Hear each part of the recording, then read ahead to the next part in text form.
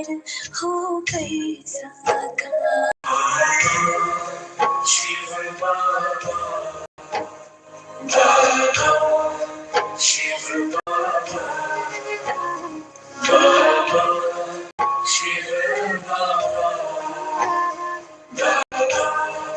शिव बाबा। इस धरती पर आकर जिसने फहराया है प्यार ही प्यार, करुणा का सागर झलकाया, निराकार हो गए साकार। शिव बाबा, बाबा शिव बाबा, बाबा शिव बाबा, बाबा शिव बाबा।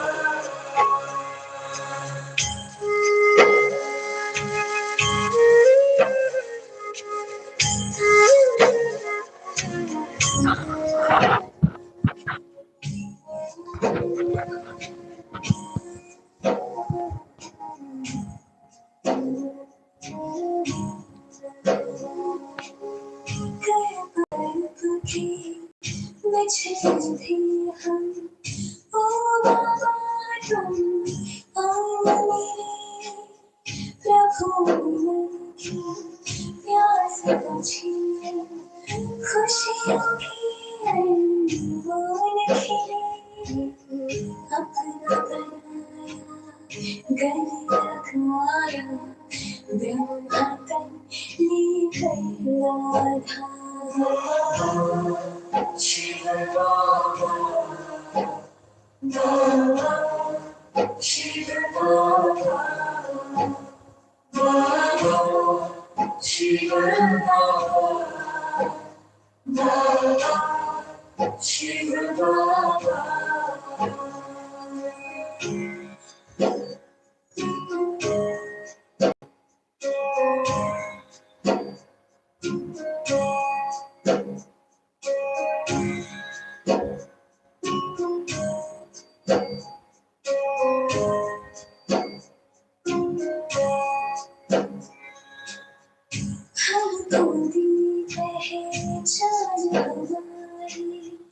खुद से ऊंचा मार दिया, भले करम करना सिखलाकर जग में हमें महान किया। भम के जगाए हैं जग जन के, सब पर करते उपकार। शिव बाबा, बाबा शिव बाबा, बाबा शिव बाबा, बाबा शिव बाबा।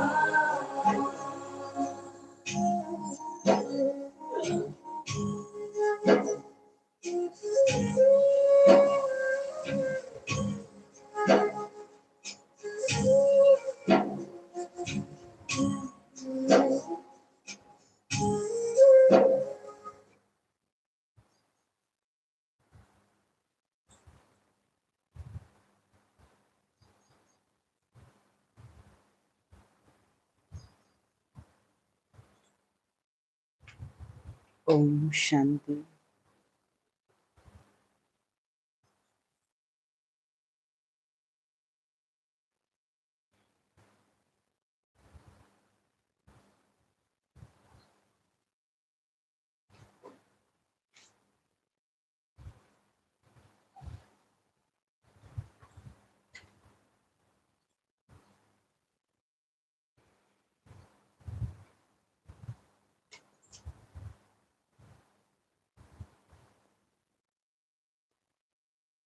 दो जुलाई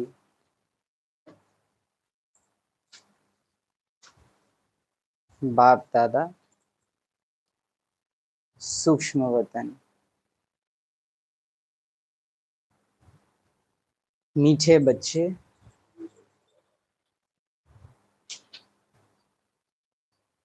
तुम विकारों का दान दे दो तो राहु का ग्रहण उतर जाएगा। दे दान दो छूटे ग्रहण। क्या समझते हैं हम विकारों का दान दे देने से? क्या चाहते हैं बाबा हमसे? विकारों का दान दे दो।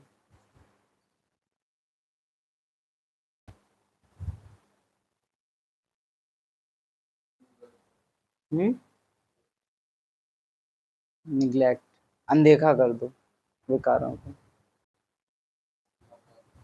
नकार दो।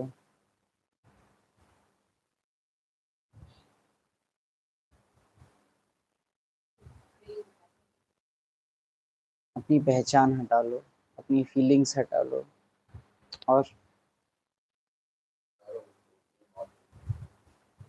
विकारों को छोड़ दो।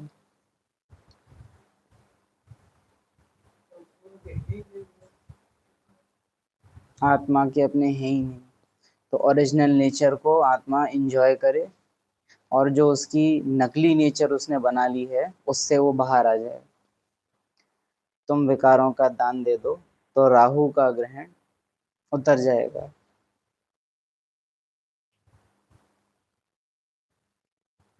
इस सेम बने बनाए ड्रामा में डिसीजन भी हम सबके द्वारा जो लिए जाने वाले हैं वो भी फिक्स हैं पहले से।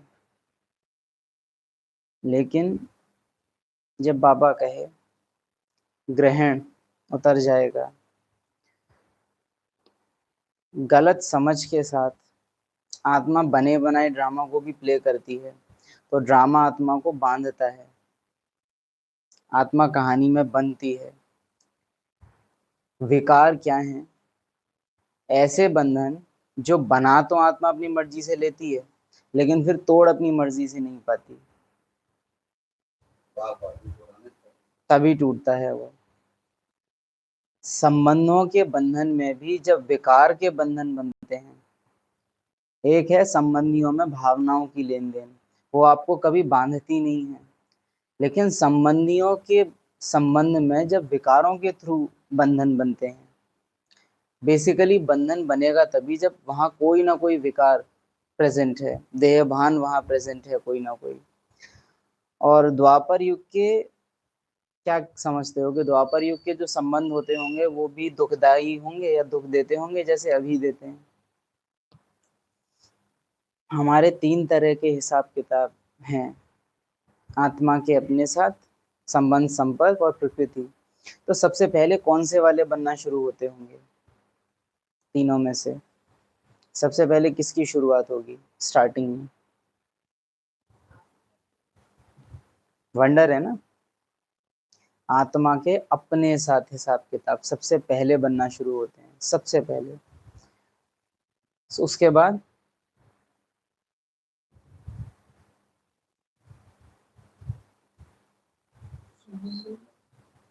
संबंधों में, क्योंकि नंबर उसी का आता है। जैसे निराकारी निर्विकारी में आपने देखा है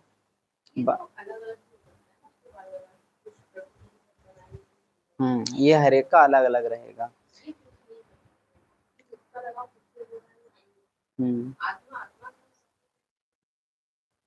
सूर्यवंशियों का किसके साथ होगा?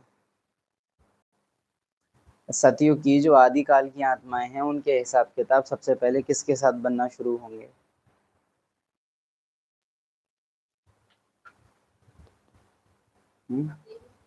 अपने ही साथ। वो तो है कि आत्मा अपने साथ बना रही है, स्टार्टिंग ऐसे ही होगी। आत्मा सबसे पहले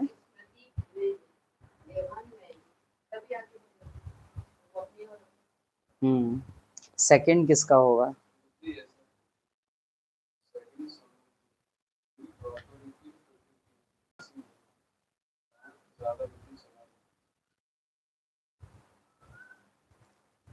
द्वापर युग की प्रकृति ऐसी सी ऐसा नहीं होता है कभी भी कि प्रकृति आत्मा को अट्रैक्ट करे या वो कुछ ऐसा करे जो आत्मा उसके साथ हिसाब किताब बनाए।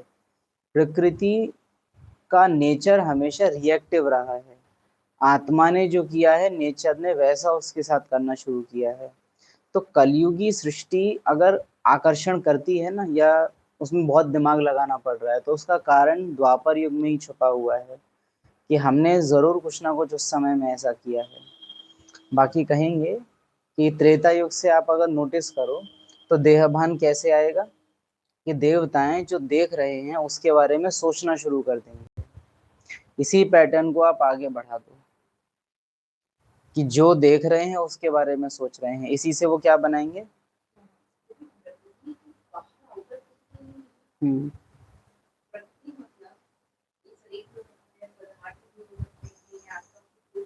हम्म आप जब हम कह रहे हैं ना कि आत्मा के खुद के साथ हिसाब किताब, तो उसमें इंक्लूड हो जाती है आपका सूक्ष्म शरीर भी, उसके साथ भी आपके हिसाब किताब बनना शुरू हो जाते हैं।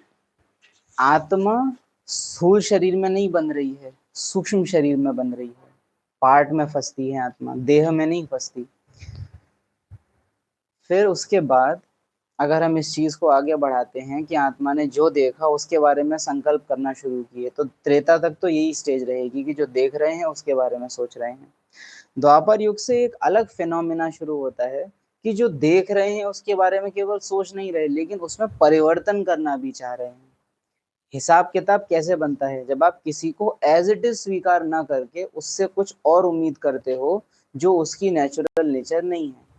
चाहे वो मेरे खुद के साथ हिसाब किताब हो, चाहे वो संबंधों में हो, चाहे वो प्रकृति के साथ हो, हिसाब किताब का मूल आधार यही है, नेचुरल नेचर ना चाह के कुछ और उम्मीद करने लगना, ऐसी इच्छाएं बनाना जो नेचुरल नेचर के अगेंस्ट हैं। तो द्वापर युग में कुछ तो ऐसी इच्छाएं होंगी जो प्रकृति के समानांतर होंगी, लेकिन इच्छाएं बनाएंगे तो देह भान आएगा। फिर ऐसी इच्छाएं बनना शुरू होंगी जो नेचुरल नेचर के अगेंस्ट हैं। सतयुग की स्टेज इच्छा मात्र में विद्या की है, वो जो देख रहे हैं उससे कोई इच्छा बना ही नहीं रहे। फिर द्वापर में वो है कि देखा और इच्छा करना शुरू कर दिया। जैसे सपोज करो कोई राजा सोचने लगेगा कि काश मेरा महल इस पहाड़ पे होता। द्वापर, त्रेता एंड द्वापर की आदि, त्रेता एंड द्वापर की आदि, वहां ये चीज शुरू हो रही है कि देख रहे हैं, पहले केवल चिंतन है कि हाँ ये ऐसा है, ये वैसा है, ये ऐसा होना चाहिए, और उस समय तो अथॉरिटी भी है, क्यों वो चाहेंगे वो कर सकेंगे। और सबसे बड़ी प्रॉब्लम यही होती है जो गिरने का कारण बनती है कि जो चाहें देह भान में वो कर पाए। अगर आप जैसे कलयुग, आप संगम युग में देखिए, हम लोग जो चाह रहे हैं वो हम कर नहीं पाते क्योंकि उतनी पावर बची नहीं है। और अच्छा है क्योंकि अभी हमारी जो इच्छाएं वो बड़ी खतरनाक भी हैं। लेकिन द्वापर युग में इतनी खतरनाक इच्छाएं नहीं है लेकिन पावर है, तो जो वो सोचेंगे वो कर पाने की शक्ति उनमें है। आत्माएं भी ज्यादा नहीं है। और कहीं ना कहीं द्वापर युग में युद्ध कैसे शुरू होंगे, कहीं ना कहीं युद्धों की भी शुरुआत है द्वापर से। कैसे होंगे, इच्छाओं के कारण ही। एक राजा कुछ और चाहेगा, दूसरा राजा कुछ और चाहेगा, उसके राज्य का कोई पहाड़, कोई बगीचा दूसरे राज्य के राजा को पसंद है। अभी तक कोई बॉर्डर्स नहीं थे, तो कोई भी राजा एक दूसरे के राज्य में आ जा सकते थे, पड़ोसी की तरह से थे। लेकिन अब बाउंड्री खींचना शुरू हो जाएंगी कि ये मेरे राज्य का है, ये तुम्हारे राज्य का है, तुम यहाँ नहीं आ सकते। और मन मुटाव शुरू होगा जो आगे जाके महाभारत का कारण बनेगा कि भारत के भी टुकड़े हो जाएंगे। यहाँ तक तुम्हारा क्षेत्र, वो धीरे धीरे। तो जो देखा उसके बारे में संकल्प करना और ऐसी इच्छाएं करना कि ये ऐसा होना चाहिए, माना। हम्म तो जो हमारे निश्चय हैं, स्व में निश्चय, बाप में निश्चय, बाप में निश्चय को तो आप यहाँ से हटा दीजिए क्योंकि बाबा भूला हुआ है। तो कितना बचा, स्व में निश्चय, ड्रामा में निश्चय, परिवार में निश्चय, ये तीन बचे। त्रेता के एंड में ही असर देखने लगेगा, स्व में से निश्चय गायब होगा। त्रेता एंड द्वापर आदि, स्व में निश्चय गायब होगा, आत्माभिमान किस में चेंज होगा, देहभान में। फिर आया ड्रामा में निश्चय, जो दिख रहा है अब वो वैसे अच्छा नहीं लग रहा, अब आत्मा उसमें अपनी मिक्सिंग भी करना शुरू कर देगी कि ये ऐसे नहीं, ऐसे होना चाहिए। इच्छाओं को निर्माण करना माना ड्रामा को अस्वीकार करना, वो ड्रामा के अगेंस्ट जाना होता है। और फिर इसका परिणाम तीसरा, परिवार में निश्चय वो अपने आप हिल जाएगा, वो हिलाने की जरूरत नहीं पड़ेगी। जो विश्व अपने आप टूटेगा, वो बाई प्रोडक्ट होगा। ड्रामा में निश्चय टूटने से परिवार में निश्चय अपने आप हिल जाएगा आपका। ड्रामा में निश्चय और परिवार में निश्चय का आपस में कनेक्शन है, क्योंकि परिवार ड्रामा अनुसार बना है, बाबा ने बनाया है। तो ड्रामा ने एक्यूरेट चुन के ये सब भेजे हैं। ये फीलिंग जितनी गहराई से मैं आत्मा अपने अंदर बिठाती हूँ, उतना ही मुझे परिवार के साथ प्रॉब्लम्स आने वाले समय में कम आएंगी।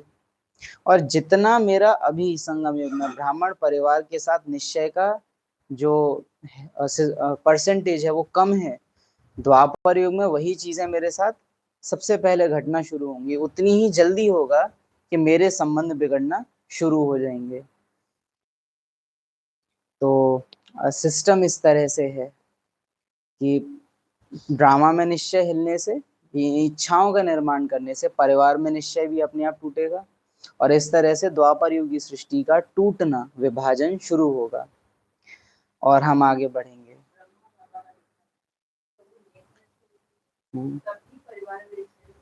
हाँ हाँ, ब्रह्मा बाप का लास्ट जन्म भी आप देखो तो उनके परिवार से उनको दुख नहीं है, अच्छा परिवार है सब। हाँ, बहुत हेल्पफुल नेचर था, बहुत दयालु थे, सब रिस्पेक्ट कर रहे हैं, रिगार्ड कर रहे हैं। तो समझ सकते हो कि ब्रह्मा बाप का ब्राह्मण परिवार में, और हालांकि है भी प्रजापिता है, तो उसका ब्राह्मण परिवार में निश्चय कितना अटूट है, कितना अटूट है कि पूरे कल्प में कभी भी उसको संबंधों से प्रॉब्लम आई नहीं है।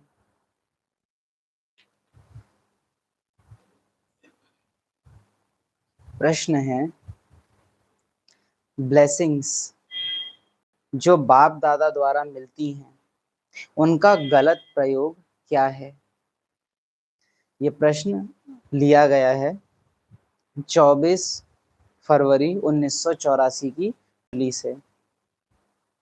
मुरली की हेडलाइन है ब्राह्मण जन्म अवतार जन्म। मुरली भी अपने आप में वंडरफुल है, ये कई बार सेंटर पर चल भी गई है, ये सो वंडरफुल है।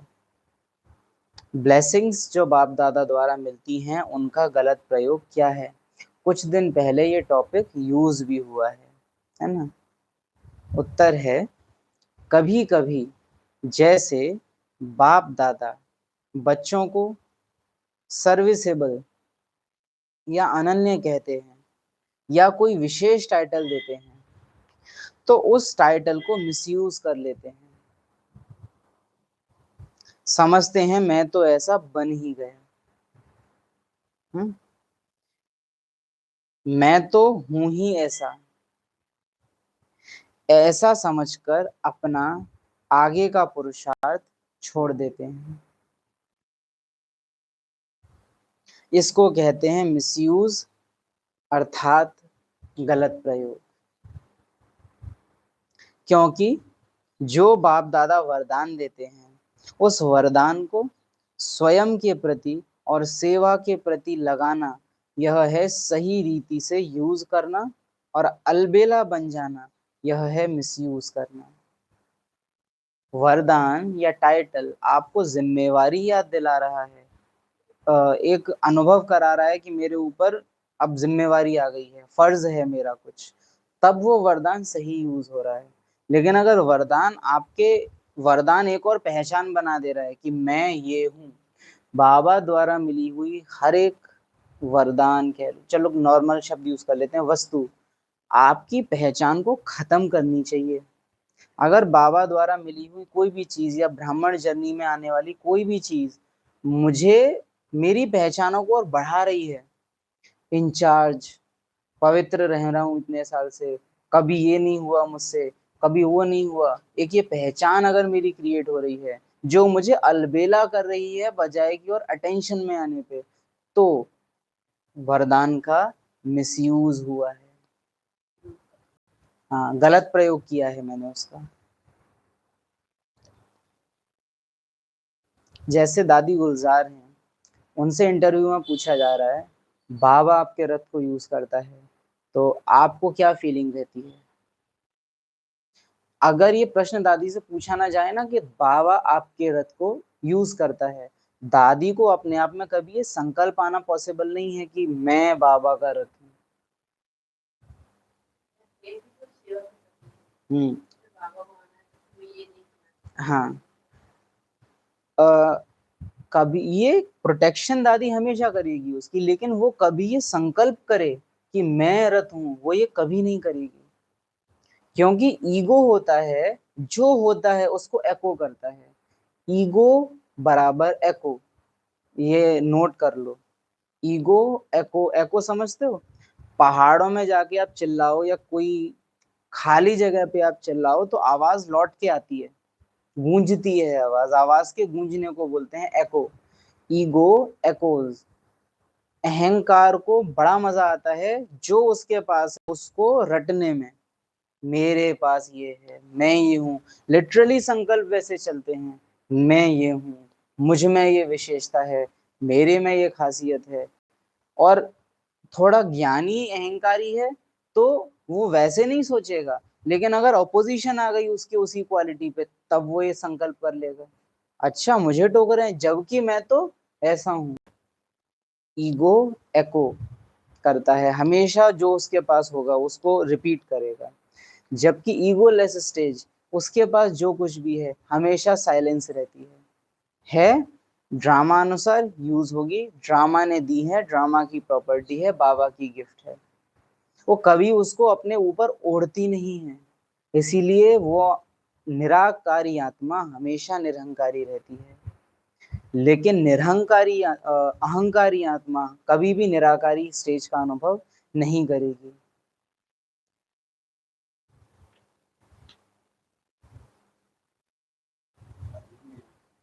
अधीन है वो आकार के, उसको आकार का नशा है। ड्रामा में अच्छे से अच्छी चीज का भी अगर आपने नशा चढ़ाया, वो आपको बांध देगा इस खेल से। तो दादी बहुत सारी प्राप्तियां हैं, लेकिन उसके बावजूद भी कभी ऐसे अपने आप से संकल्प नहीं करेंगे वो कि हाँ मैं रथ हूँ, अरे बाबा मुझ में आता है, ऐसे ऐसे करके वो कभी नहीं करेंगे, क्योंकि ये अहंकार को बढ़ाता है। हाँ विशेषता है, ड्रामा ने दी है, बाबा ने चुना है, भाग्य है मेरा कि हम ये बने हैं। वो अपने पद के कभी भी अहंकार में नहीं जाता।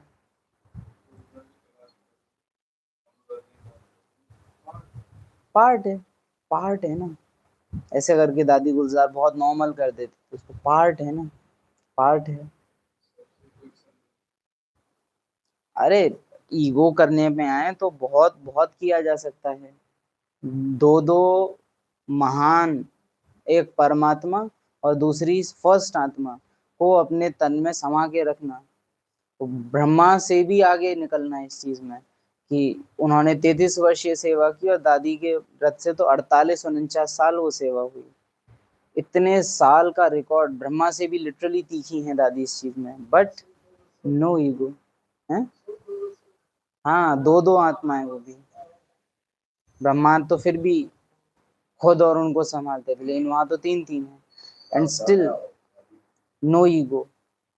और ये कमाल की बात होती है, एकदम कितना साफ दिल होगा जो कभी ये क्रिएट ही ना हो पाए, क्योंकि जानती सब कुछ है लेकिन उसको अहंकार में परिवर्तन ना होने देना।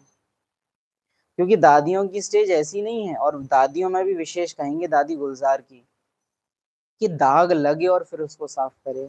दादी की स्टेज ऐसी है कि कभी कोई दाग लगने ही नहीं दिया, स्टार्टिंग से ही उस आत्मा की स्टेज ऐसी है, बेदाग है वो आत्मा एकदम।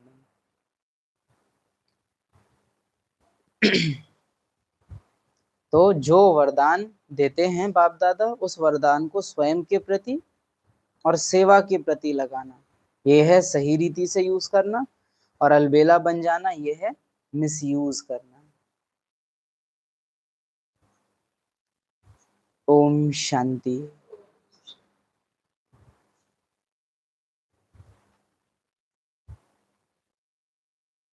अब रूहानी बाप बच्चों को समझाते हैं। आपके लौकिक बच्चे ने आपको कुछ ऐसा कह दिया जो बेटे की मर्यादा में उसको नहीं कहना चाहिए था। अहंकारी आत्मा का संकल्प क्या जनरेट होगा? मैं इसका बाप हूँ, मैं इसकी माँ हूँ, इसने मुझसे ऐसा कह दिया। निरहंकारी आत्मा क्या सोचेगी? हाँ, वो तो है, बेटे के रूप से इसने पार्ट ठीक नहीं बजाया। इनको ड्रामा में ऐसे पार्ट नहीं बजाना चाहिए। अपने को लेके किसी की गलती को करेक्ट करना, बहुत अंतर होता है गलती के करेक्शन में भी, कि सेम गलती बेटे ने की, मेरे साथ तुमने ऐसा कैसे कर दिया, ये रॉन्ग है। दूसरा, आपको ऐसे पार्ट नहीं बजाना चाहिए। ये आत्मा अपने हिसाब किताब बना रही है अपने साथ। उस आत्मा की चिंता में उसको करेक्शन करना अलग चीज होती है। जैसे बाबा परम धाम से आया है हमको पतित से पावन बनाने, तो किस लिए वो हमको पावन बना रहा है, उसका कारण पर्सनली उसका है या हमारे लिए वो कर रहा है? कंप्लीटली हम पे डिपेंड करता है कि तुमको मैं आया हूं, नहीं तो तुम घर नहीं जा सकेंगे।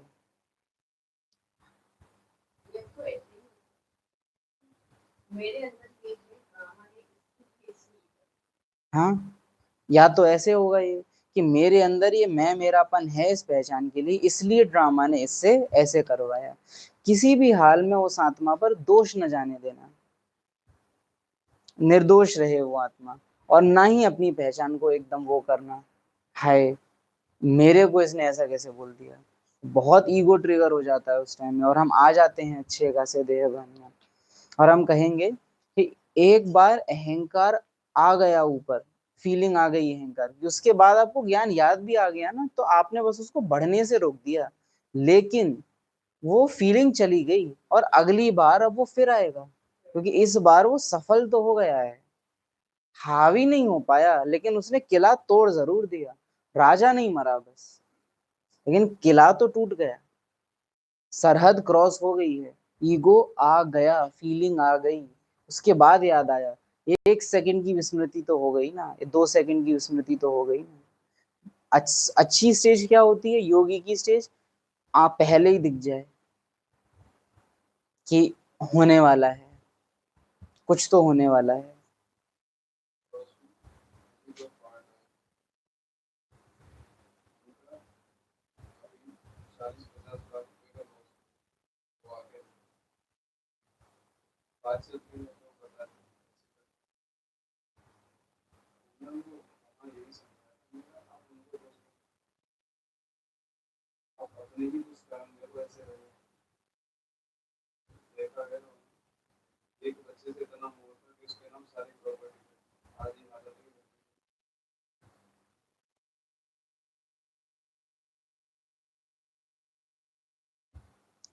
अब रूहानी बाप बच्चों को समझाते हैं, यह है रूहानी ज्ञान।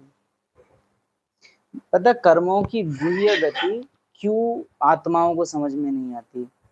क्योंकि अपनी बुद्धि से हम ऐसे समझते हैं कि अभी किया है ना मैंने, तो ये अभी हो जाए। मैंने नारियल गिराया और नारियल गिर के टूट गया, हमको लगता है ये होती है कर्मों की गति। लेकिन कर्मों की गति ऐसे स्थूल दुनिया में काम नहीं करती, लेकिन पहचानों पर काम करती है।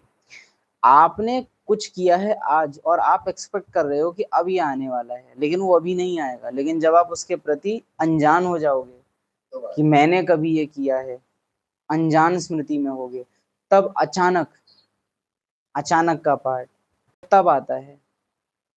और आत्माएं फिर, अरे मैंने तो कुछ किया नहीं था, फिर भी मेरे साथ ऐसा क्यों हो गया, अपने को फौरन सिंपैथाइज करने लगती है, आत्मा सांत्वना देने लगती है कि हाय हाय, हमने तो कभी, ये भाषा ब्राह्मण भी यूज कर लेते हैं और अज्ञानी तो बहुत यूज करते हैं, हमने कभी किसी को दुख नहीं दिया, भगवान हो क्या? इसके साथ तो मैंने कभी कुछ नहीं। अच्छा, तो ड्रामा मूर्ख है फिर, ऊपर वाला भी मूर्ख है, कर्मों की गुह्य गति भी मूर्ख है, कि तुमने तो कभी किसी के साथ कुछ नहीं किया। Yes, it is not person to person. बहुत पहले ये क्लास चली थी, बहुत पहले, कि आपने अपनी पहचानों के साथ जो किया है ड्रामा में वही आपको रिटर्न आता है, ना कि अमुक इसके इसके इसके इसके साथ। कठपुतलियां तो बस ड्रामा एक्यूरेट सेट करता है कि ये वाली कठपुतली इसको बेस्ट समझा सकती है, ये वाली कठपुतली सबसे सही है। तो इसमें दोष कठपुतलियों का है ही नहीं। एक एक डायलॉग जो आत्मा प्ले कर रही है, इफ इट गोज, वो मेरे खिलाफ अगर जाता है, उस टाइम समझ लो ये आत्मा ड्रामा के परवश है। ये आत्मा अभी अपना रोल प्ले कर ही नहीं रही, कंप्लीटली कंट्रोल्ड बाय ड्रामा है वो उस टाइम।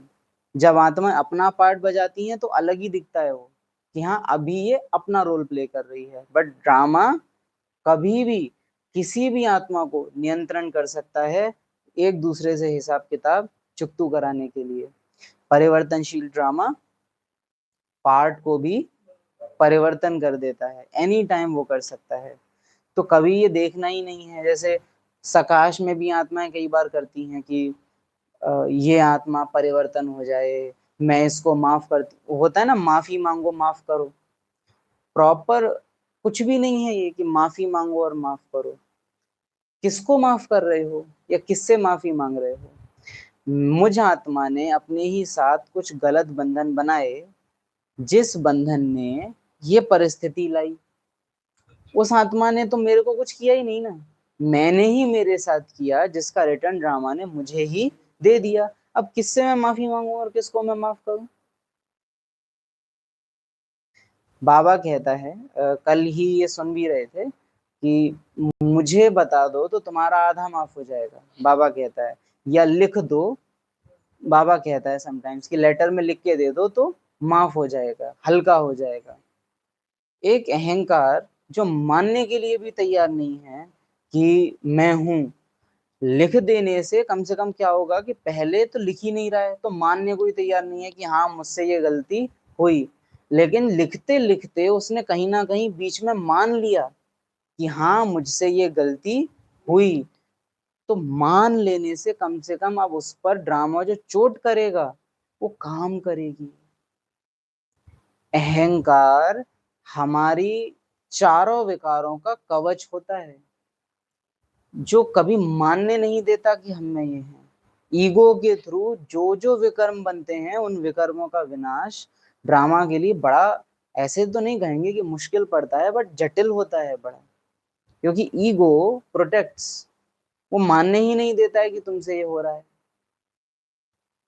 और अहंकार की आड़ में छुप के बड़े बड़े बड़े बड़े विकर्म होते हैं फिर, क्योंकि ईगो हमेशा बचाए हुए है कि तुम तो ये कर ही नहीं रहे, तुम तो ये कर ही नहीं रहे। लेकिन लिखने से क्या होता है कि कम से कम माना, तो वो ढाल जो है ना वो कमजोर पड़ती है, थोड़ी छूटती है हाथ से। तो ड्रामा फिर अगली बार जब चोट करता है, या बाबा जब अगली बार डायरेक्शन देता है, तो डायरेक्ट घाव पर लगती है, समझ में आता है कि हाँ गड़बड़ कहाँ हुई है।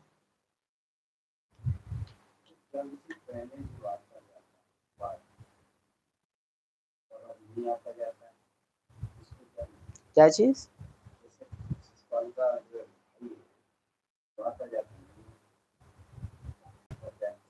अच्छा, उस आत्मा के साथ कोई हिसाब किताब नहीं है, लेकिन क्या आपको फर्क पड़ता है कि वो आते जाते क्यों नहीं है? इस चीज से आपको भावनाओं में कुछ हलचल होती है? हम्म, तो बस कई बार आत्माएं सिर्फ इसलिए भी आना जाना बंद कर देती हैं। हाँ नहीं, वो अच्छा है, वो अच्छा है। बाकी अगर किसी के दूर होने से मुझ पे कुछ फर्क पड़ता है, तो अभी हिसाब किताब बाकी है उसके साथ।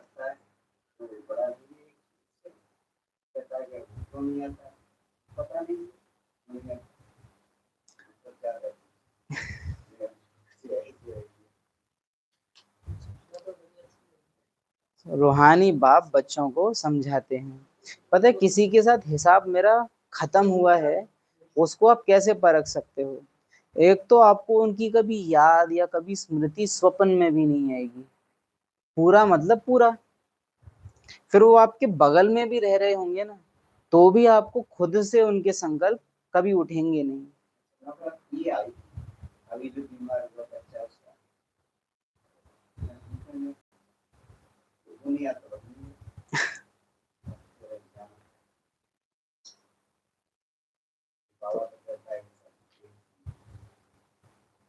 हिसाब चुकतू होना अर्थात उस आत्मा के साथ हिसाब संकल्पों का है, भावनाओं का है।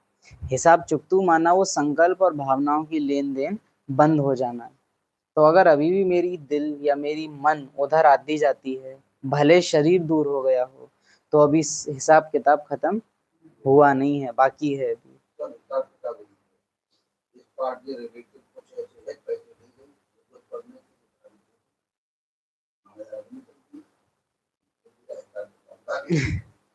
होता है।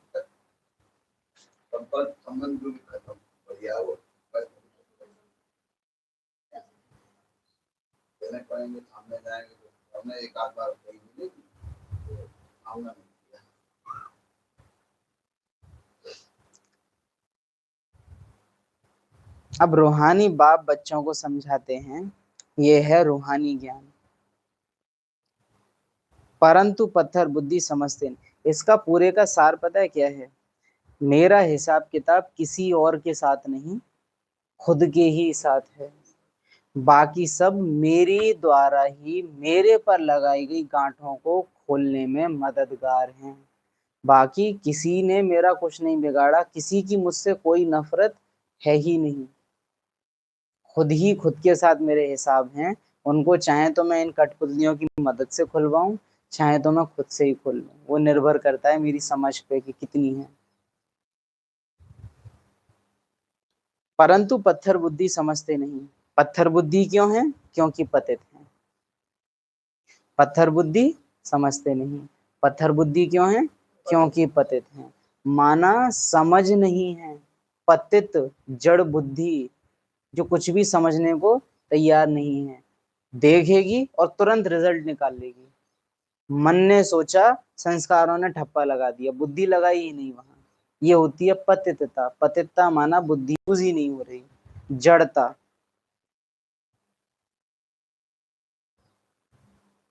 बुद्धि ने बहुत लंबे टाइम से डिसीजन मेकिंग पावर यूज करना ही बंद कर दी है। द्वापर युग से वो कम होता जाता है काफी।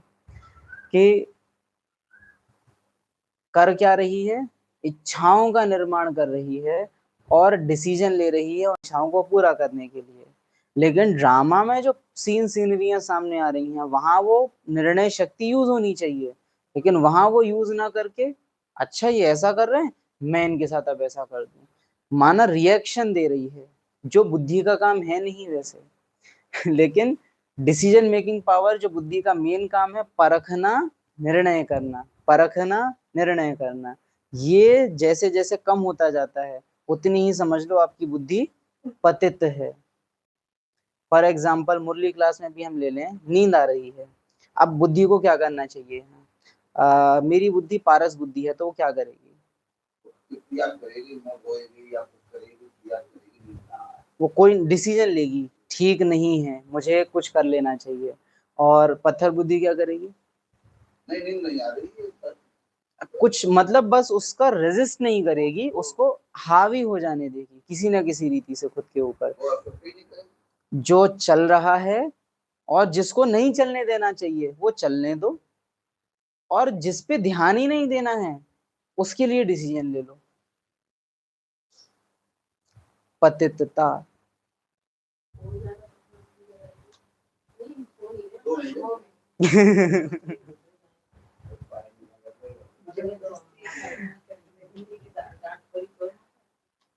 कि हम सो नहीं रहे हैं, हम धरती को सकाश दे रहे थे।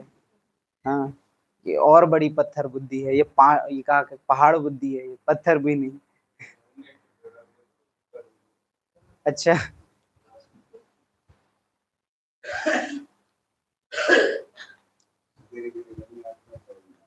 बुद्धि आत्मा की है। आत्मा की बुद्धि का काम है उसके लिए डिसीजन देना। क्योंकि मेरी बुद्धि किसको मिली है? मुझे। सामने वाले को बुद्धि मिली है उसके लिए। अपने डिसीजन वो खुद लेगी आत्मा कि वो कैसी है। मेरा क्या काम जो मैं सोचूं कि ये कैसी है? मुझे हर टाइम ये ही नोटिस करना कि पारस बुद्धि माना हर टाइम वो खुद को एवेल्युएट करेगी, परखेगी खुद को, निर्णय लेगी खुद के लिए।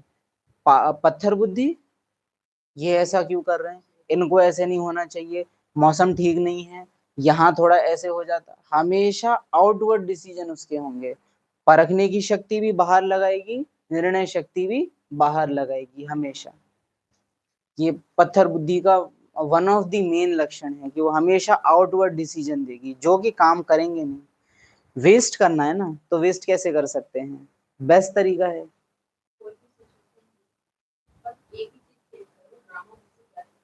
हम्म।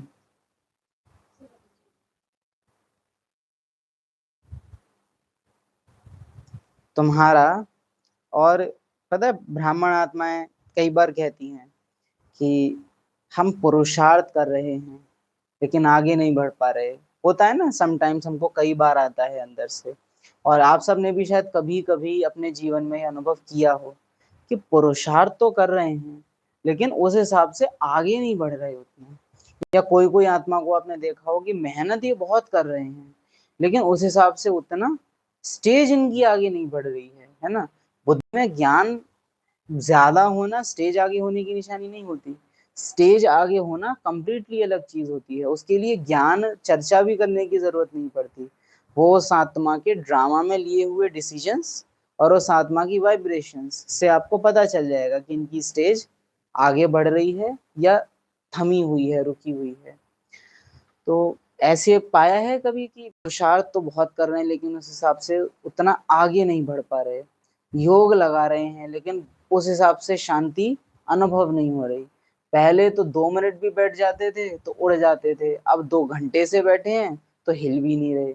ऐसी स्टेज कई बार आती है। 2 कारण। पहला, योग लग रहा है लेकिन पुराना कोई विकर्म है उसको चुकतू करने में जा रहा है, इसीलिए वर्तमान की स्टेज में वो तुमको महसूस नहीं हो रहा। और अगर योग बल नहीं होता तो ये हिसाब किताब हालत खराब कर सकता था, लेकिन सूली से कांटा बन गया है जो बस तुम्हारी स्टेज रुक गई है, गिरी नहीं है। अगर ये योग बल पुण्य कर्मों का खाता न हो तो बहुत हालत खराब हो सकती है। एक तो ये कारण है। दूसरा, क्या पुरुषार्थ यथार्थ है? क्योंकि पहचान जब पुरुषार्थ करती है तो उसको रिटर्न चाहिए होता है उसका, कि मुझे कुछ मिले।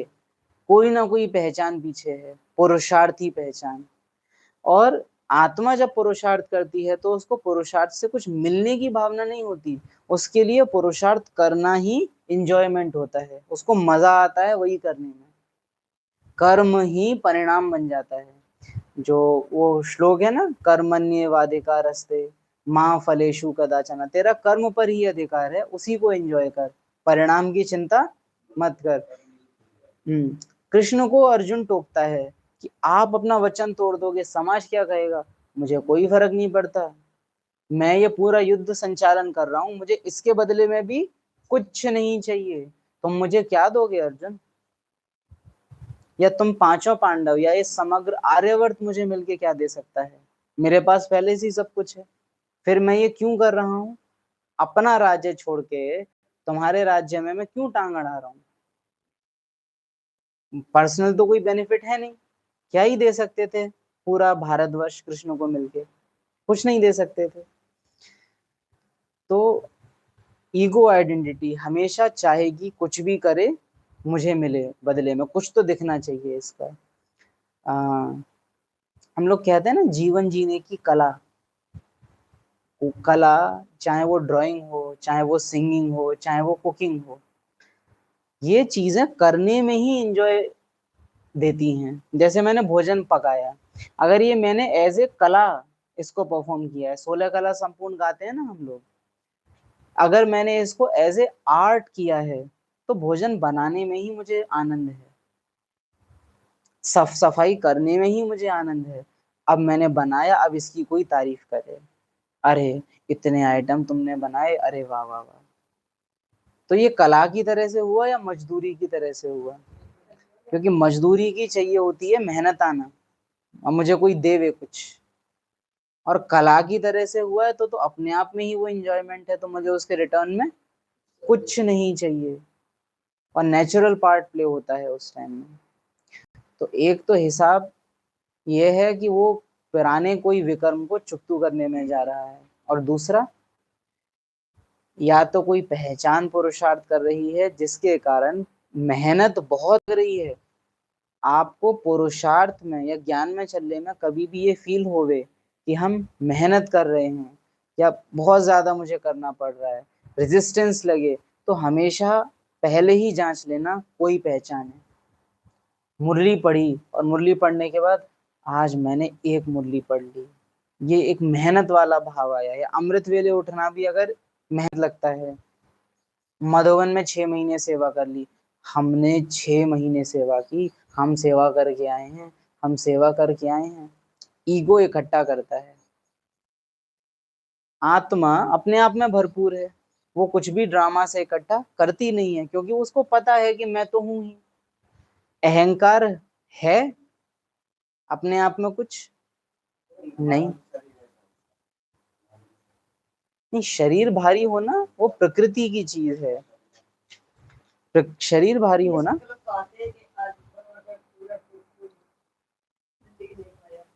वो अच्छा है। आज हमारा योग कम लगा, या आज योग टाइम नहीं दे पाया, ये संकल्प करते हैं। ये चीज तो अच्छी है, लेकिन अरे आज हमने इतना कर लिया। अरे बाबा अच्छा, इसमें भी कहेंगे कि जैसे मानो अहंकार रोज इतना करता है कि मैंने रोज ये लिखा, ये किया, ये किया, और एक दिन मिस हो जाए, तो पुरुषार्थी का भी सेम संकल्प आएगा कि आज मैंने ये किया नहीं, करूं। पूरा नहीं हो पाया। हाँ, पूरा नहीं हो पाया कि अब मुझे करना है पूरा, कैसे मैं करूं, कब मुझे टाइम मिले, काश मैं कर पाऊं। एक तो ये रहेगा। दूसरा, अरे यार मेरा रिकॉर्ड टूट गया, मैं कर नहीं पाया इतने साल। मतलब कुछ छूटने पे दुख के संकल्प आने लग जाएं कि हाय हाय, अपनी स्टेज गिर जाए, तो भी वहां ईगो था। और मुझे कल ये ठीक करना है, आज क्या हुआ जिसकी वजह से मिस हुआ। माना अगर मेरी अप्रोच निवारण स्वरूप की है तो पुरुषार्थ आत्मा कर रही है, लेकिन अगर अप्रोच कारण वाली है, क्यों हो गया, क्यों हो गया, और चिंता है, तो पहचान पीछे फिर कोई ना कोई है जो पुरुषार्थ कर रही है, ना कि आत्मा। बाकी पुरुषार्थी आत्माओं के लिए बाबा ने एक महावाक्य कह के निश्चिंत किया हुआ है। हम ब्राह्मण आत्माओं द्वारा किया हुआ पुरुषार्थ कभी भी व्यर्थ नहीं जाता, वो कभी वेस्ट नहीं जाता है, उसके परिणाम हमेशा आते हैं। बस धीरज चाहिए होता है और चेकिंग चाहिए होती है कि क्या वो राइट है।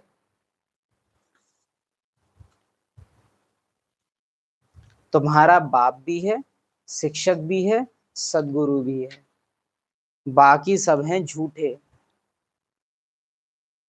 किसकी सदगति कर नहीं सकते। इसको कहा जाता है विशस वर्ल्ड।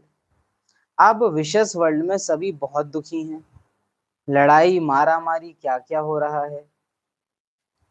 इसको कहा जाता है खूने नाहिक खेल, बिगर कोई कसूर ये क्या क्या करते रहते हैं।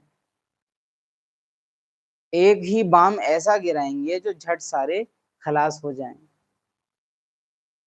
यह वही संगम युग का समय है। तुम देवताओं के लिए फिर नई दुनिया चाहिए। तो अब बाप कहते हैं, मीठे मीठे बच्चे मन मना भव। यह कौन से बाप ने कहा? शिव बाबा ने। वह तो है निराकार। यूं निराकार तो तुम भी हो। माना कहने के लिए तो तुम भी निराकार ही हो, लेकिन तुम बैठे हमेशा आकार के भान में रहते हो। परंतु तुम पुनर्जन्म में आते हो, मैं नहीं आता हूं। इस समय सब पतित हैं, एक भी पावन नहीं। ये जो बाबा कहता है कि मैं कभी पुनर्जन्म में नहीं आता हूँ, यानी मैं कभी कर्म के प्रभाव में नहीं आता हूँ। और संगम युग में अगर कर्मातीत स्थिति को पाते हुए हम आत्माएं ऐसी स्टेज में आ जाएं जब अब कर्म तो हो रहे हैं लेकिन उसके प्रभाव में नहीं आ रहे, तो उस समय के लिए हमारी भी स्टेज कैसी है? पुनर्जन्म में नहीं आते, पुनर्जन्म रहित। एकदम न्यारी। इसीलिए आत्मा फिर दूसरा जन्म नहीं लेती है, कहाँ जाती है? घर को जाती है सीधे।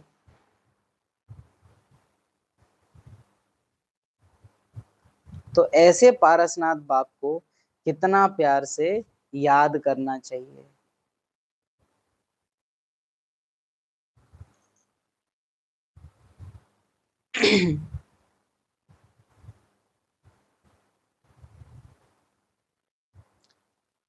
शिव बाबा को कोई रिटर्न दे नहीं सकता।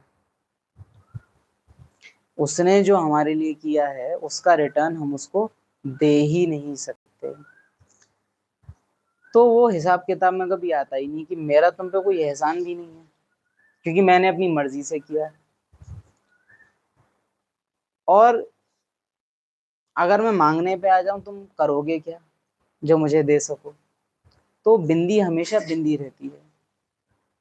लेकिन मम्मा बाबा ने जो हमारे लिए किया है, ऐसा नहीं कह रहे हैं कि उसको हम कभी रिटर्न कर सकते हैं, लेकिन मार्जिन है कि रिटर्न करने की कोशिश करी जा सकती है। शिव बाबा के लिए आप वो कोशिश भी नहीं कर सकते, संभव ही नहीं है। इसलिए ब्रह्मा और मम्मा आत्मा क्यों आएंगी परम धाम से? क्योंकि बच्चों को रिटर्न देना है, तो नई राजधानी बनानी है। और बच्चे क्यों आएंगे परम धाम से उतर के? क्योंकि मम्मा बाबा को रिटर्न। कई बार सोचो ना, हिसाब किताब तो पूरा हो गया, यानी कार्मिक बैलेंस 0 है। ऐसे है, जब आत्मा यहाँ से परम धाम को जाएगी तो क्या कार्मिक बैलेंस यानी आत्मा के कर्म एकदम 0 हो गए हैं तो परम धाम को गई है? क्या कहते हो? हम कहते हैं, बाबा हमको कहता है, जब तक हिसाब किताब चुकतू ना हो जाए तब तक कोई आत्मा परम धाम जा नहीं सकती। तो क्या ऐसा है कि सारा हिसाब किताब 0 हो जाता है फिर आत्मा परम धाम चली जाती है? सारा हो जाए तो लौटा के क्यों लाते हो? नहीं, वो एक अलग चीज। परम नाम सभी जाते हैं, सभी जाते हैं 800 करोड़। तो क्या ऐसे कह दो ना, ये सिंपल बात है, परम नाम चलेगी माना हिसाब किताब चुप तो हुआ। कह क्यों नहीं रहे हो? हिसाब किताब बाकी है तो परम धाम कोई कैसे जा सकता है? तभी तो गए हैं, क्योंकि हिसाब किताब चुप हो गए हैं। भावनाओं में बात तो मतलब 0 नहीं है।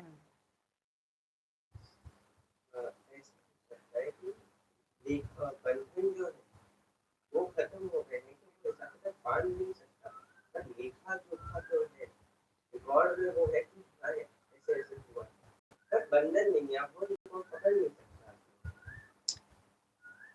पहचानों द्वारा जो पार्ट हम एक दूसरे के साथ बजाते हैं वो बनाता है बंधन, और उसको चुकाना कंपलसरी होता है आत्मा के ऊपर बोझ।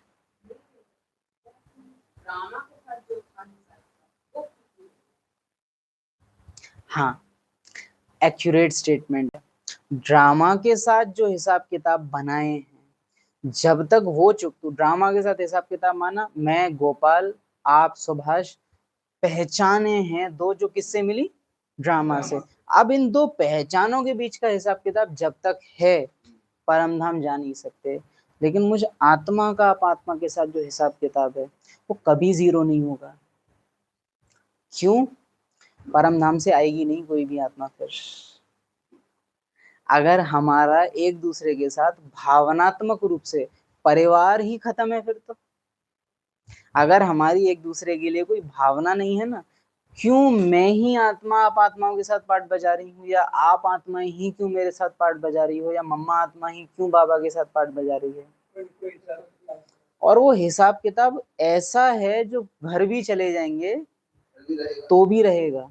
और वो हिसाब ऐसा नहीं है जो आत्मा पे बोझ है, वो शुद्ध है, वो शुद्ध है, एकदम प्योर।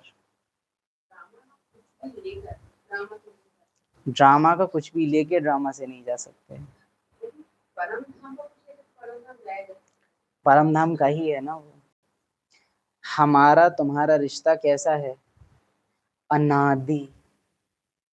और विशेष कहेंगे सारा चक्र बैठा हुआ है जो फर्स्ट राउंड है ना 9 लाख का, उनके आधार पे उन आत्माओं का है एक दूसरे के हिसाब किताब, इसलिए उनको उतरना ही है। उनके साथ है सेकंड बर्थ वालों का, इसलिए उनका उतरना उनको उतारेगा। उनका है थर्ड वालों के साथ, उनका उतरना उनको उतारेगा।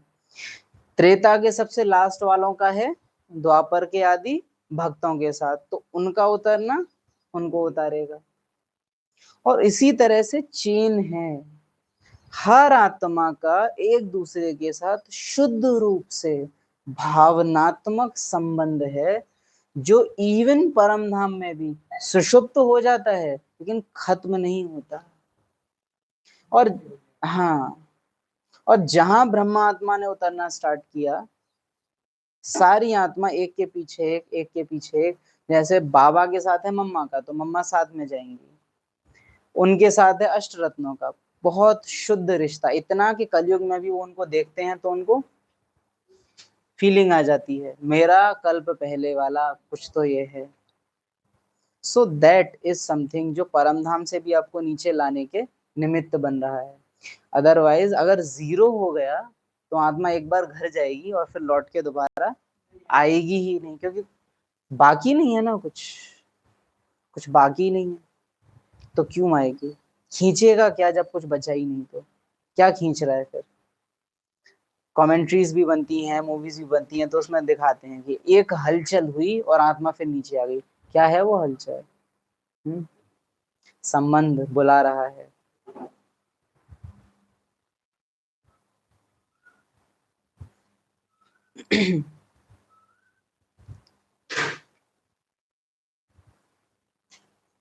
यह वही संगम युग का समय है। इसलिए संगम युग में ना मम्मा बाबा को माता पिता स्वीकार करना। जैसे बाबा कहते थे कि जब तक तुम इसकी गोद नहीं लोगे तुम स्वर्ग में नहीं आ सकते, मम्मा के लिए बाबा कहते थे। जब तक मम्मा बाबा को एज मदर फादर आपने स्वीकार नहीं किया है, पॉसिबल नहीं है कि आप फर्स्ट राउंड में आ जाओ।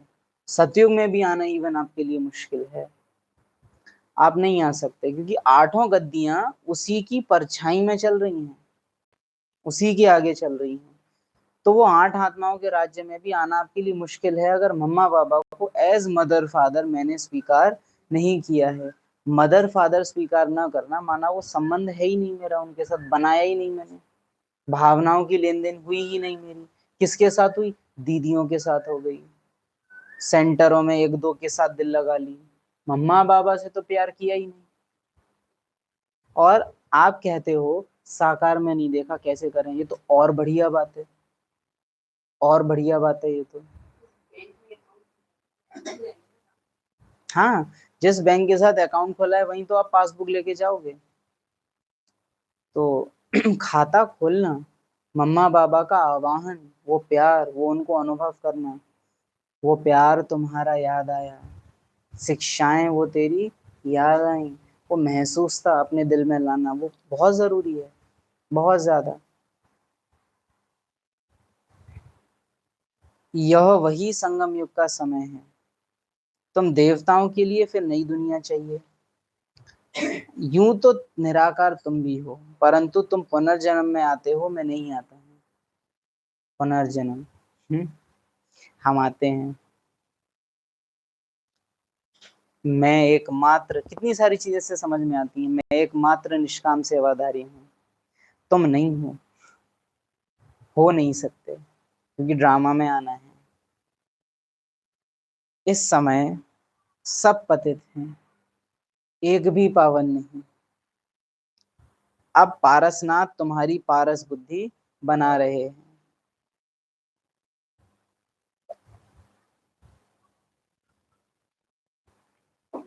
पारसनाथ मेरी बुद्धि पारस बना रहे हैं।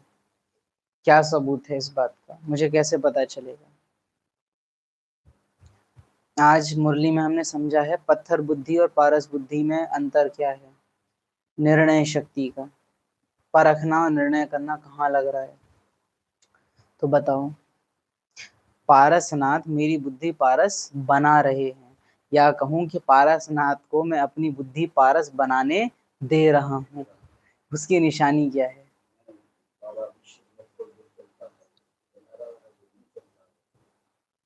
मुझे कैसे पता चलेगा आज के दिन में कि मैं श्रीमत पे चला? क्योंकि हो सकता है आप अमृत वेला उठे और आप श्रीमत पे नहीं चले, हो सकता है आप मुरली सुनने आए हो और आप श्रीमत पे ना चले, और हो सकता है किसी की आज मुरली मिस हुई हो ड्रामा अनुसार किसी कारण से, लेकिन वो श्रीमत पे चला हो, क्योंकि श्रीमत इन आंखों से दिखाई देती नहीं है। तो बताओ महसूस था, अनुभव होगा। एक है संस्कार, जो पुराने हिसाब किताब के हिसाब से निर्णय अपने आप ले लेते हैं, डिसीजन नहीं लेते, सीधे ऑर्डिनेंस निकलता है, किसी ने ये किया कर दो क्रोध, कोई डिसीजन की बात ही नहीं आती बीच में, उसने किया और सीधे रिएक्शन निकलता है। पारस बुद्धि अर्थात नेचुरल रिएक्शन सामने से आ रहा है अब कि हाँ क्रोध आया, लेकिन फौरन पारस बुद्धि ने इंटरप्ट कर दिया, गलत है, बाबा ने मना किया है, बाबा ऐसा कहते हैं।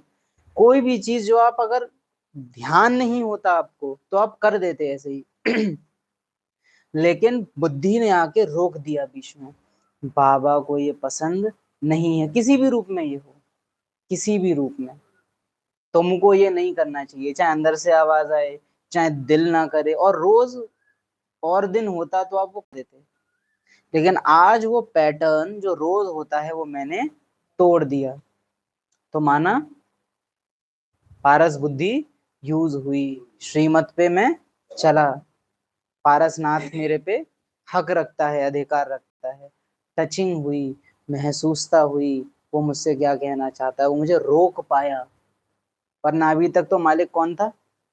रावण, जो कराना चाहे सीधे करा लेता है, कोई विरोध, निर्विरोध वो अपना राज्य चला पाता है, लेकिन आज पहली बार रावण राज्य में विद्रोह हो गया, एक श्रीमत राम की पारित हो गई, विभीषण पैदा हो गया, माना पारस बुद्धि यूज हुई। मकान गए, डेली बेटा आज देखा आत्मा है, ये पहले इमर्ज हो गया, फीलिंग आ गई कि ये आत्मा है, माना क्या हुआ? पावन बने, बुद्धि पारस बनी, है ना? तो ऐसे पारसनाथ बाप को कितना प्यार से याद करना चाहिए। अच्छा, हाँ, जब तक आप अपनी पहचानों के आधार से काम कर रहे हो ना, आप जब भी चल रहे हो, आपके कदम के निशान बन रहे हैं हमेशा, और कर्मों की गुह्य गति आपके उन कर्मों के निशान का पीछा करके हमेशा आप तक पहुंचेगी, क्योंकि आप जमीन पे चल रहे हो। लेकिन जब आप कोई भी ऐसा डिसीजन लेते हो जो श्रीमत प्रमाण है, अब कदम जमीन पे नहीं डला, अभी कदम धरती से ऊपर था, फरिश्ता, फर्श से रिश्ता नहीं, पहचान ने डिसीजन नहीं लिया, बाबा के बुद्धि के थ्रू, पारस बुद्धि से मैंने डिसीजन लिया, अब मेरे कदम के निशान नहीं बने। हालांकि ये लगातार नहीं होता है, अभी एक डिसीजन ले लिया पारस बुद्धि से, फिर अगला ही डिसीजन कोई और सीन आएगा, वो पत्थर बुद्धि से होगा, तो कदम वापस जमीन पे भी आ जाएगा, लेकिन वो एक क्या जमा हो गया मेरा? पुण्य। अब दूसरी बार ये हुआ, तीसरी बार भी हुआ, और धीरे धीरे करते करते पारस बुद्धि लगातार यूज होने लग गई, मीन्स 24 घंटे में जितने निर्णय मैं ले रहा हूँ वो सारे निर्णय किस आधार पे हो रहे हैं? पारस बुद्धि के आधार पे, श्रीमत के आधार पर, जो बाबा ने मुझसे कहा है उसके आधार पे, 63 जन्मों के संस्कार नहीं, बाबा ही मेरा संसार, इस आधार पर मेरे डिसीजन हो रहे हैं। तो अब कदम जमीन पर हैं या आसमान में? कहाँ है? आसमान में, जमीन से ऊपर है। भक्ति मार्ग में तो वो कहानी आती है कि रावण ने स्वर्ग तक की सीढ़ी बनाई थी, तो क्यों गायन है वो? स्वर्ग पे आक्रमण करना था, कैसे करे? सेना उड़ के तो जा नहीं सकती, वो उड़ सकता था, सेना के पास थोड़े ना पुष्पक विमान है, तो रास्ता बना लिया स्वर्ग तक, जो जमीन से ऊपर हवा में सीढ़ियां बनी हुई थी। तो गायन है ये सब संगम युग के। जमीन में मेरे पांव तो नहीं है, इसलिए धीरे धीरे ब्राह्मण आत्माओं पर कर्मों की हुई गति भी काम करना बंद कर देती है। अकर्म आत्माओं के होने लगते हैं। जो सतयुग की स्टेज है ना, कि कर्म बन ही नहीं रहे, वो संगम में ही उनकी नींव रख जाती है। ये कदम जमीन पे नहीं, अब धीरे धीरे ऊंचे आसमानी कदम है हमारे, फरिश्ते हैं हम। अच्छा, मीठे मीठे सिकिलधे बच्चों प्रति बाप दादा का याद प्यार।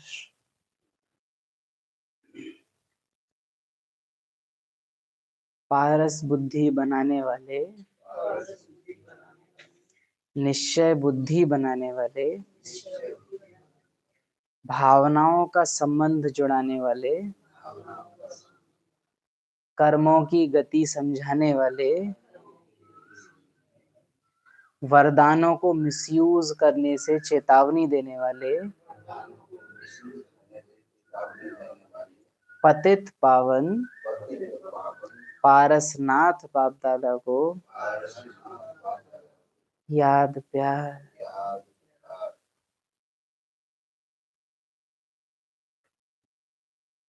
ओम शांति।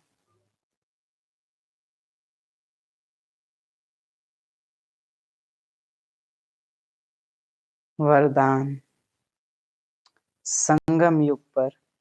अच्छा, वरदान भी कला वाला है।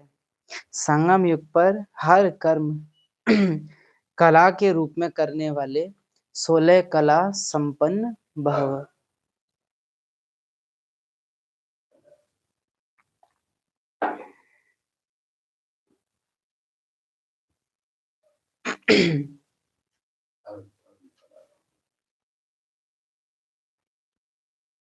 मुझे ये कर्म, मैं पार्ट बजा रही हूँ, इसके रिटर्न में मुझे कुछ चाहिए नहीं। जब ये निष्काम भावना से आप कर्म करते हो तो कर्म ही क्या बन जाते हैं। ये नहीं होता कि 16 कलाएं, लेकिन जो कर्म करते हो वो सारे ही कर्म क्या बन जाएंगे, कलाएं। लेकिन जब पहचाने करती हैं तो क्या रहता है पीछे पीछे हमेशा, अब मुझे ये मिल जाए, अब मुझे ये मिल जाए, अब मैं ये कर दूं, मैंने ऐसा किया, मेरे आगे ऐसा क्यों आ रहा है। कौन रो रहा है पीछे, पहचान। उसने कुछ किया, तब उसको बदले में कुछ चाहिए मांगने से, और मांगने वाली पहचानों से पहचान बनाने से उनका मरना भला।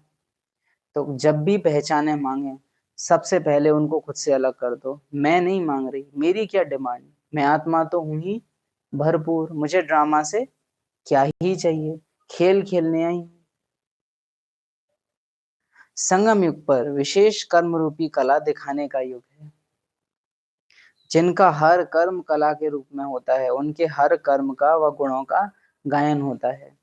जैसे देखा गया है, ब्राह्मण आत्माओं को ये बहुत सिखाया जाता है ट्रेनिंग वगैरह में, और वैसे भी क्लासों में बोला जाता है, कम बोलो, धीरे बोलो, मीठा बोलो, है ना।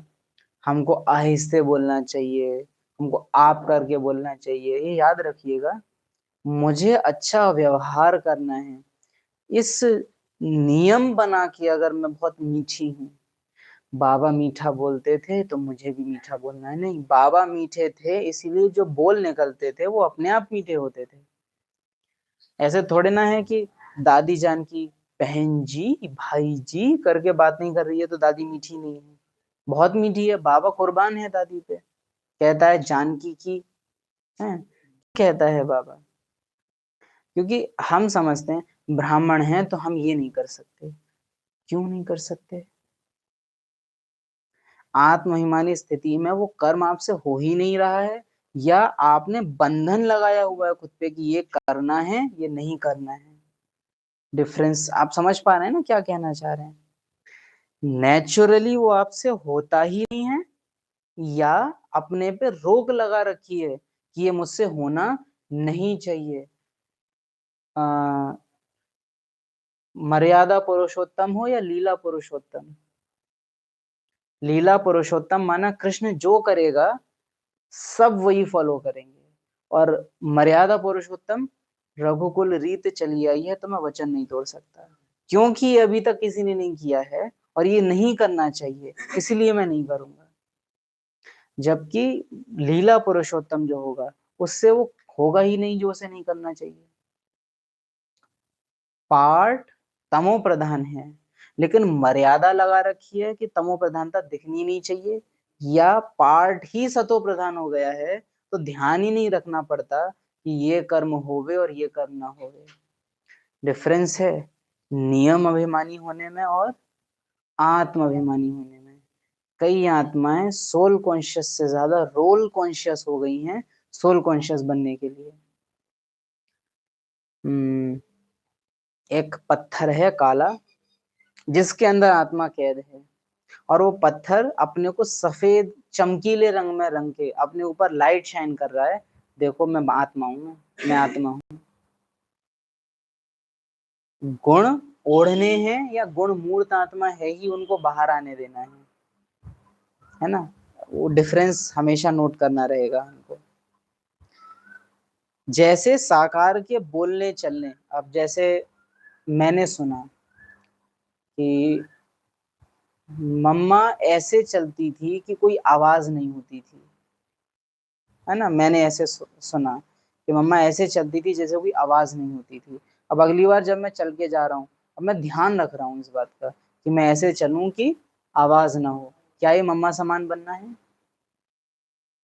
या मम्मा इतनी आत्माभिमानी स्थिति में चलती थी, घर की याद में चलती थी कि कर्म ही अपने आप ऐसे हो रहे हैं कि ज्यादा ताकत क्यों लगाएं जो आवाज हो, क्योंकि आवाज अच्छी नहीं लगती है आत्मा को ज्यादा। धारणा अंदर से बाहर आ रही है या बाहर से अंदर जा रही है, डिफरेंस होता है हमेशा। दादी ऐसा करती थी, मैं भी ऐसा कर लूं। कॉपी कर रहे हो या फॉलो? हमेशा अंतर पड़ता है इस चीज का। फॉलो सूक्ष्म होगा, अपने आप वो नेचर अंदर से आना अच्छी बात है, उस नेचर को आर्टिफिशियल अपने अंदर डालना अलग बात होती है। मम्मा का पार्ट तो बाबा से कई चीजों में बहुत अलग है, और मम्मा के लिए बाबा क्या कहता है? फॉलो फादर किया। आप 3 दादियों को देख लो, दादी जानकी, दादी गुलजार, दादी प्रकाश मणि, तीनों की पर्सनैलिटी में जमीन आसमान का अंतर है। थोड़ा बहुत नहीं, अच्छा खासा। दादी प्रकाश मणि सबसे बात करनी है उसे, गले लगाऊं, टोली दूं, इतना इतना दादी में ये है। दादी गुलजार बात करनी है तो करो, नहीं करनी है तो साइलेंस, कोई मतलब नहीं। तुम कुएं में कूद रहे हो, कूदना नहीं चाहिए, बाकी जैसे तुम बोलोगे। नो, दादी ज्यादा किसी में इंटरेक्ट भी नहीं करेगी। दादी जानकी तुम्हें ये नहीं होना चाहिए, और वो डांटना शुरू कर देंगी, सीधे आते ही क्लास लगा देंगी। दादी चलती फिरती क्लास है, धर्मराजपुरी है वो, चलती फिरती। क्योंकि उन्हें बाबा में धर्मराज दिखा था तो उन्होंने फॉलो फादर कर लिया। तो 3 दादियां, पर्सनैलिटी कितनी अलग, बहुत डिफरेंस, बहुत डिफरेंस है। तो फॉलो फादर दादियों ने किया है, कॉपी फादर नहीं किया है ना, डिफरेंस है। आत्मा की नेचुरल नेचर बाहर आएगी तभी वो लीला करेगी। आत्मा अगर अपने ऊपर चिपका रही है मम्मा बाबा की विशेषताओं को, तो वो चंद्रवंश में भले जा सके, क्योंकि राम कॉपी करता है हर चीज को।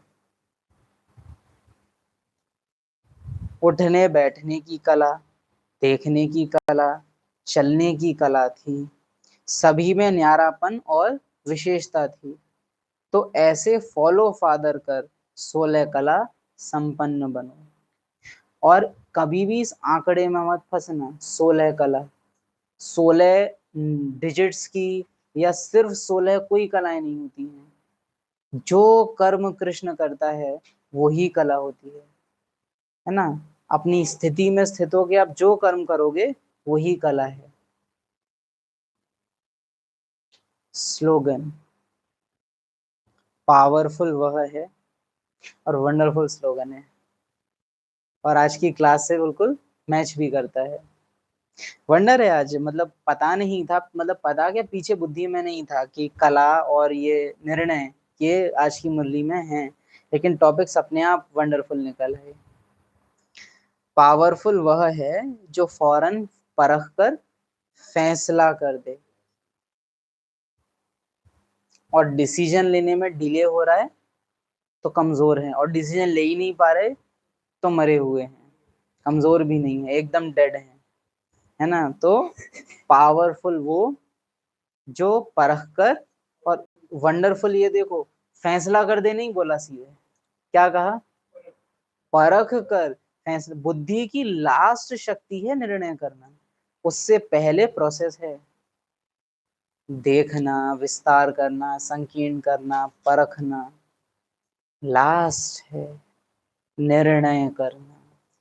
और ईगो क्या चाहेगा, जंप टू कंक्लूजन, डिसीजन ले लो, सोचो मत, विचारो मत, कुछ देखो मत, कुछ सोचो मत, बस कर दो, सीता देखी हरण कर लो, ऐसे एकदम स्ट्रेट फॉरवर्ड बुद्धि। ये रावण भी हाई जंप लेता है, परख कर, देख कर, सोच समझ कर फिर डिसीजन लेना। बुद्धिमानों की बुद्धि के बच्चे हो, बुद्धि कहाँ गिरवी रख दी है। यूज करो बुद्धि का, बुद्धि यूज ना करने की वजह से ही इस हाल में आए हैं। बुद्धि की इकोनॉमी नहीं करनी है, संकल्पों की इकोनॉमी करनी है ना।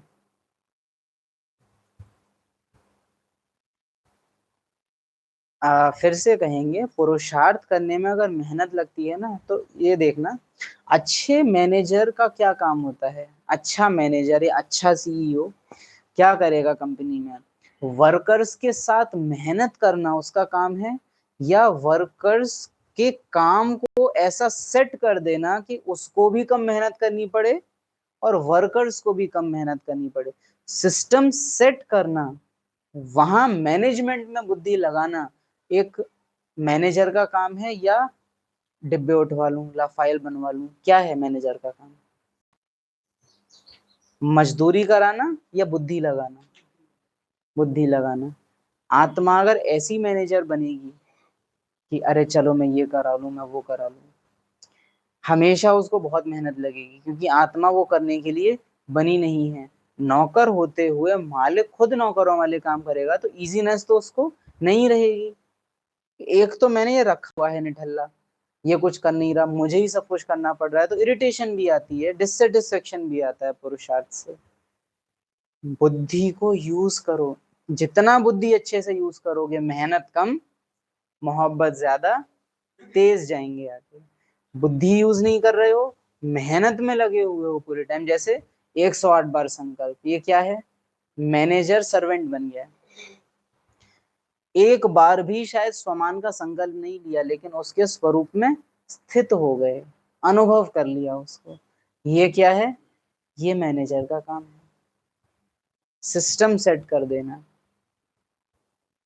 कई सेंटर्स पर देखा है, सब्जी कट रही है तो 20 लोग आलू छीलने ही बैठ गए हैं, जबकि क्या हो सकता है, अब एक निमित्त आत्मा क्या करेंगी, 5 आलू छीलो, 5 आटा लगाओ, 5 लोग बैठो कि ये लोग जो आलू छील रहे हैं तुम इनको काटते जाओ, वो 2 लोग टमाटर काटो, एक हरी मिर्च धनिया काटे, डिवाइड कर दो कौन क्या करेगा, दैट इज मैनेजमेंट। अभी तो भसड़ हो रखी है, संस्कार बुद्धि का काम कर ले रहे हैं, मन बुद्धि का काम कर रहा है, आत्मा बेहोश है, पता नहीं, मतलब सब एकदम कियोस, टोटल कियोस, लोकतंत्र जिसके जो मन में आ रही है, प्रजा का प्रजा पर राज्य, कोई राजा नहीं है। तो पावरफुल वह जो परख कर फौरन फैसला कर दे, जब जब संस्कार सीधे एक्शन में आए, कहा तुम्हारा काम नहीं है यहाँ। अव्यक्त इशारे, अंत में जब आप संपूर्ण पवित्र हो जाएंगे, तब आपके श्रेष्ठ संकल्प के लगन की अग्नि से सब किचड़ा भस्म हो जाएगा। लेकिन अंत में ये पवित्र अपने आप नहीं हो जाएंगे, पारस बुद्धि अभी से जो यूज कर रहा होगा वो पवित्र बनता जाएगा। ओम शांति।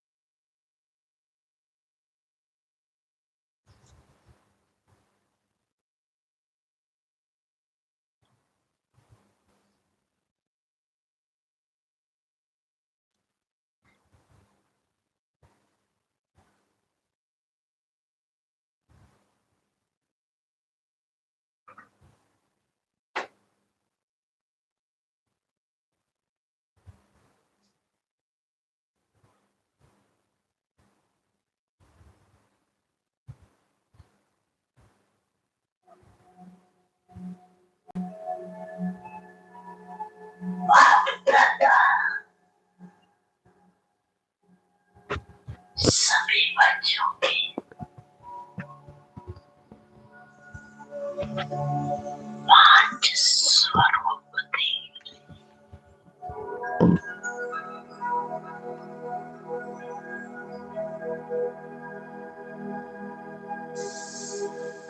पहला अनादि ज्योति बिंदु याद है ना अपना स्वरूप? याद है? भूल तो नहीं जाती।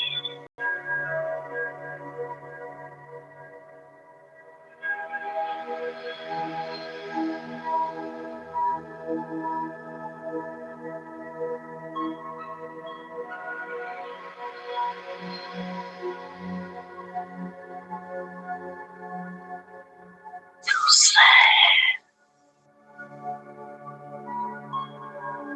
आदि देवता स्वरूप।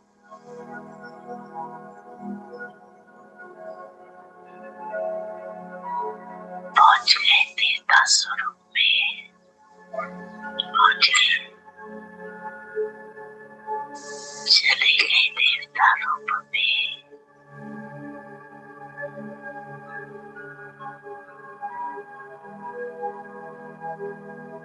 तीसरा मध्य में पूज्य स्वरूप।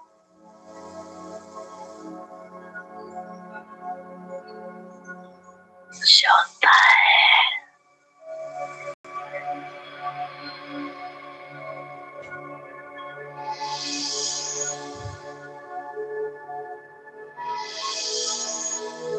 संगम युगी ब्रह्मांड स्वरूप।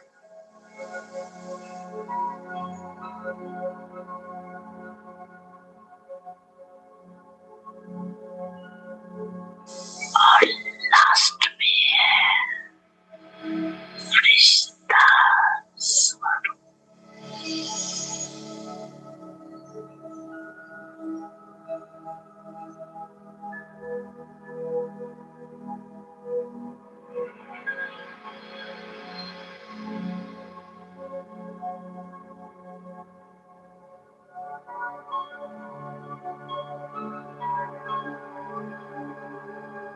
पांची रूमियत आगे आगे अच्छा एक सेकंड में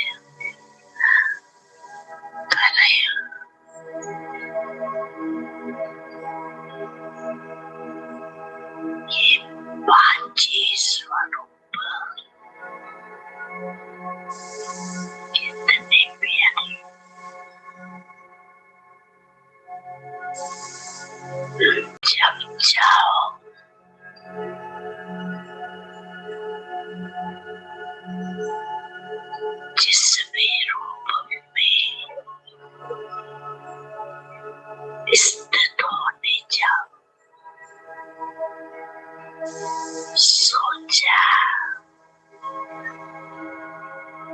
और अनुभव किया।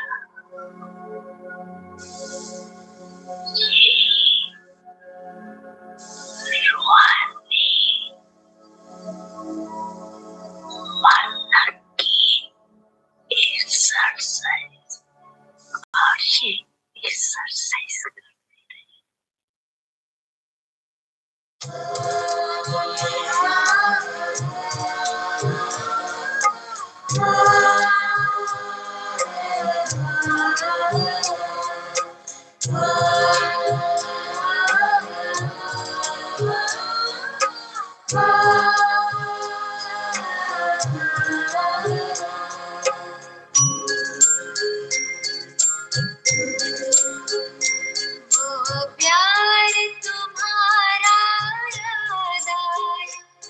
शिक्षाएं वो तेरी याद आई,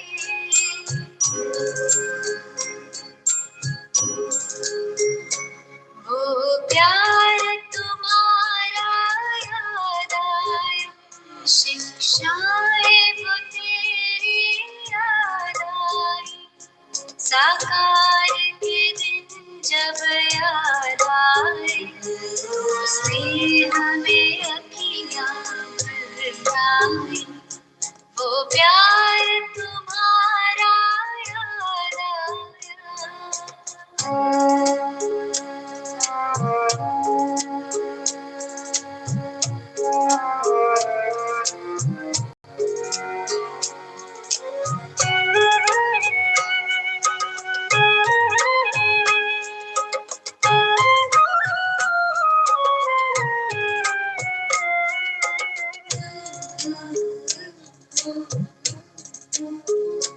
आंगन में दिखे दृष्टि देखे, जब मुरली तुम्हारी गूंज उठी,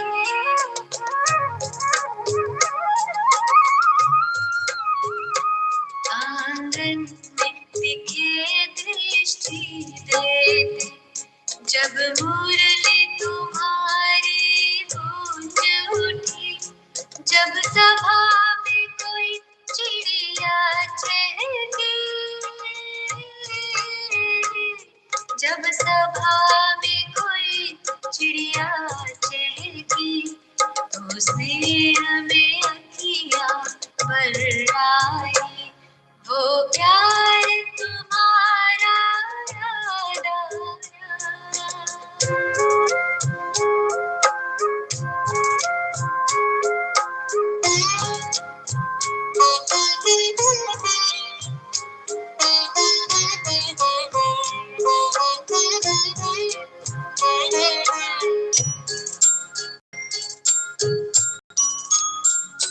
बच्चों की टोली कहने लगी, जब कमरे से होकर आए, मीठे बाबा से बात हुई, मीठे बाबा से बात हुई, तो उसने हमें अखियां भरलाई, वो प्यार तुम्हारा याद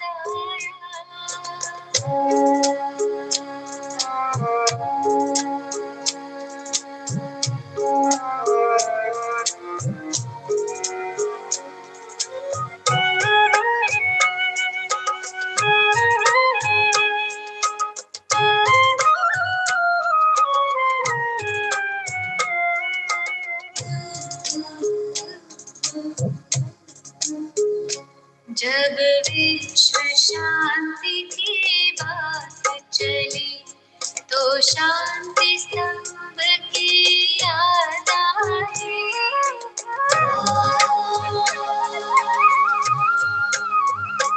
जब विश्व शांति की बात चली, तो शांति स्तंभ की याद आई, सेवा तप त्याग वो याद आया, सेवा तप त्याग को याद आया तो स्नेह में अखियाँ भर आई, वो प्यार तुम्हारा याद